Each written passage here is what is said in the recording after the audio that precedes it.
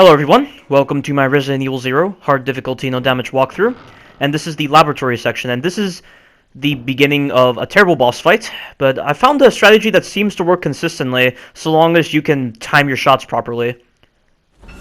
So run all the way to the right at the beginning, and then after the 6th wing flap, get ready for the boss to attack. Time your shots, because whenever the boss gets stunned, he kind of goes down a little bit, and you can use that to hit him. And after 5 incendiary shots, he will die, thankfully.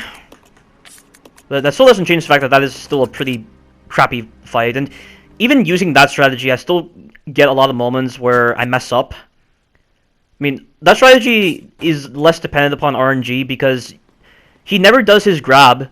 When you're standing in that spot, he never does his grab. He only ever does 2 attacks, and those 2 attacks force him to be so low to the ground that you can easily hit him. But the other RNG factor to consider with that boss fight is the fact that he can move while flinching, and if he moves while flinching, you can use the auto-aim after the first shot to position yourself correctly, but then after the second shot, you're going to have to use the D-pad to pinpoint where he is, and then just keep stunning him. And he'll eventually die.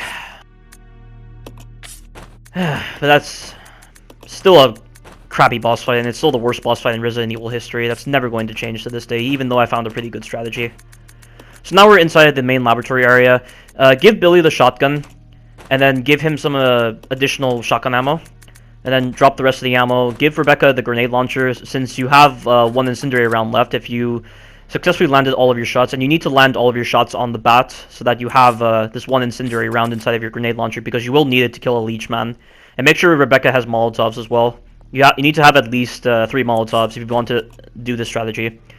But use the hook shot, and then grab the leech capsule. Bear in mind, the passive leech men, they can sometimes attack you. I don't know what causes it, but if they decide to just stand up straight, they can sometimes attack you with a whip attack, and I don't know why. It's strange. Hit the button here, it's going to spawn a leechman, and we're going to be using this strategy here. Because of the fact that Rebecca is standing far away from this guy, he's not going to transform immediately. The leechmen only seem to transform if you get within certain proximity with them, or if you damage them enough. So fire it in an incendiary round, and then take out your Molotovs. And then wait until he walks forward twice.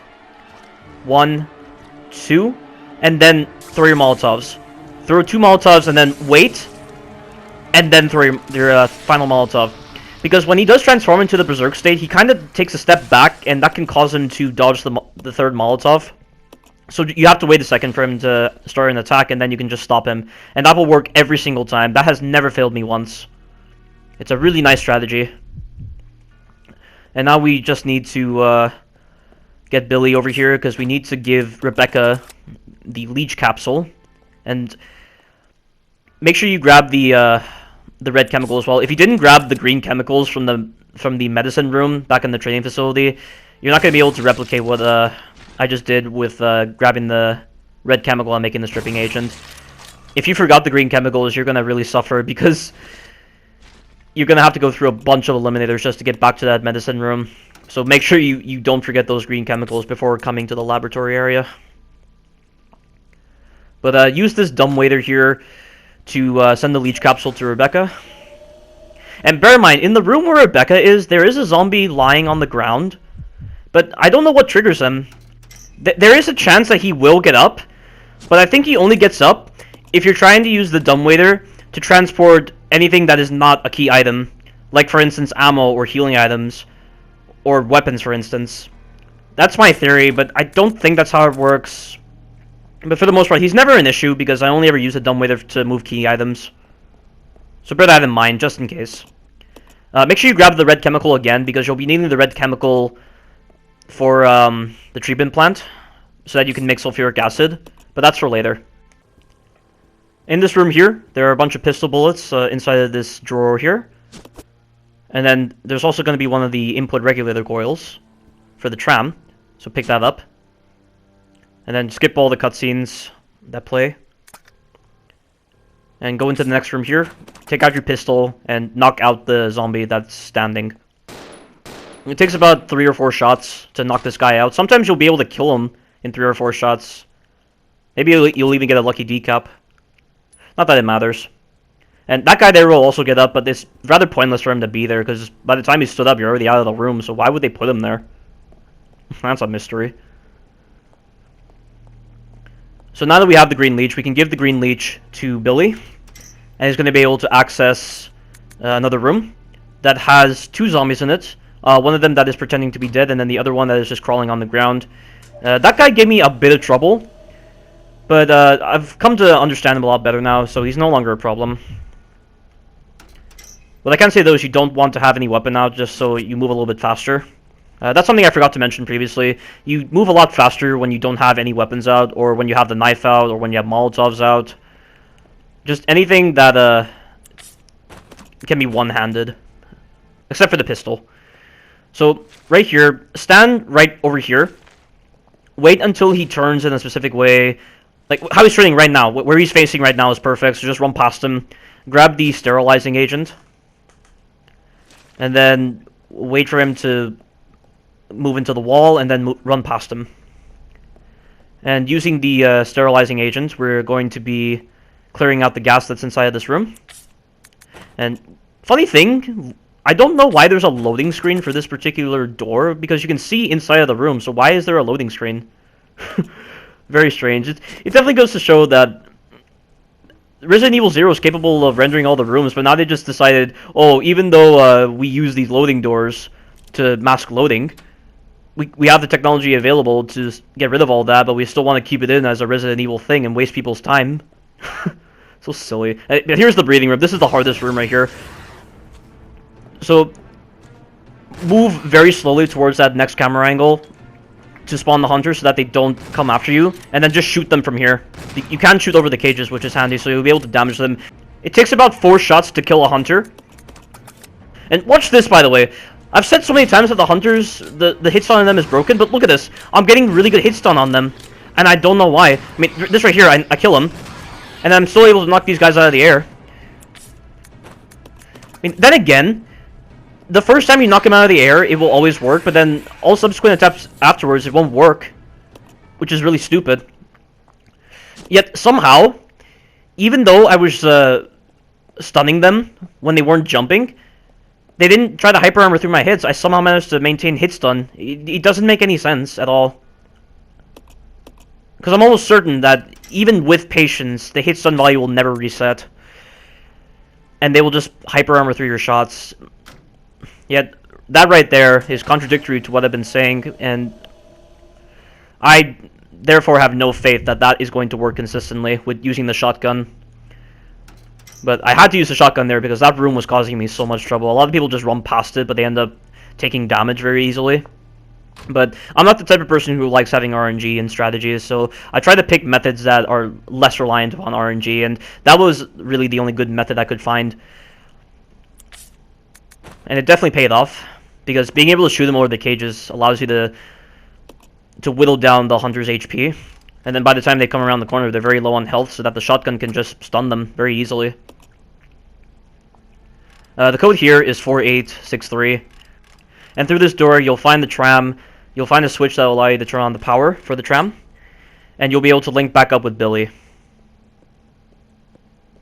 Now, a lot of people oftentimes try to put Rebecca on the top floor instead of putting Billy up on the top floor.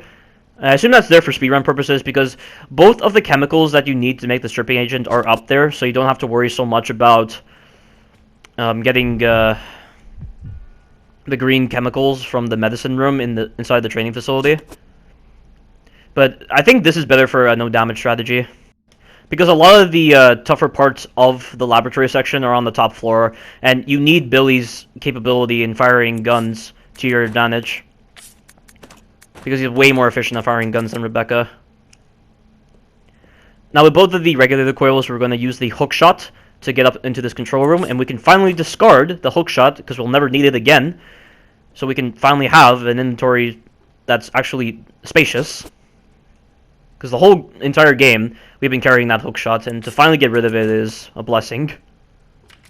And thank God they didn't introduce such a concept in the other Resident Evil games, because they definitely came to understand that nobody liked this whole idea of having to carry this superfluous item that just took up a lot of space, and it just felt like you were dealing with less inventory space than what was actually shown inside of the inventory. So I'm really glad that they didn't try to do this whole hook shot idea with the other Resident Evil games. And look at that, that's another door that, for some reason, it requires a loading screen, but the door is just completely open so you can go in there. So again, I question why those loading doors exist, because it's clear the game can handle all of the rooms, yet it still needs those loading doors. I just think, at this point, Capcom just decided to use those doors for aesthetic purposes and not for loading purposes. But now we are having to play the role of delivery person again, just like in the training facility, because we're having to move a bunch of things over to the next area. Oh, and by the way, Billy and Rebecca are going to get separated for quite a while, and you're going to be playing as only Rebecca, because Billy's going to get knocked down by an eliminator. And I recommend giving Rebecca the handgun, and just the handgun. She doesn't need the shotgun because her section isn't very difficult. There's only 2 hunters and a tyrant, and then the rest of her section is just a bunch of zombies, and it's not that much of an issue. And you reconnect with Billy rather quickly. So don't try to take any higher powered weapons with you. You will get a magnum in the tram once you get inside of it. And you'll definitely need the magnum against the tyrant if you're not confident in your ability to dodge the tyrant. I mean, I just use the magnum simply because it saves time. So I'm not having to spend more time than necessary with the tyrant. Even though you can definitely save a lot of ammo if you use the loop trick on the tyrant, which is basically getting him to do his jump attack, and then you can just run past him and just hit him while he's in recovery frames. And speaking of the tyrant is the best boss in the game, because the hit stun is perfect. The shotgun and the magnum are so consistent in actually stunning him, so long as he's not in any kind of stun state, because as long as you hit him while he's in a neutral state, he'll always be stunned. But we've now separated from Billy, because Billy's been knocked out by the eliminator. And now we have a Leechman. This is the final enemy we're going to be dealing with in this video. And he's pretty simple to dodge. Pretty much for both instances of dodging a Leechman, you just gotta hug the right-hand side. But put the regulator coil back in, and we just need to dodge the Leechman one final time, and then we won't be encountering any more enemies in the video. So hug the right-hand side, because you'll always do the whip attack, because you're at quite the distance from him. Grab the magnum, and then use the tram. And this is practically the end of the laboratory section. And you have done one of the hardest parts of the game, because that laboratory section caused me a lot of trouble. Not only for just figuring out the bat boss, but figuring out the proper way to get through the laboratory section and dealing with those hard encounters, like for instance the breeding room. And it was such a great feeling to finally get that laboratory section done. I mean, I don't consider it hard, it's just there are a lot of factors that cause the laboratory section to feel really annoying. And we finally dealt with it. So stay tuned for the next video. Thank you all for watching, and you take care now.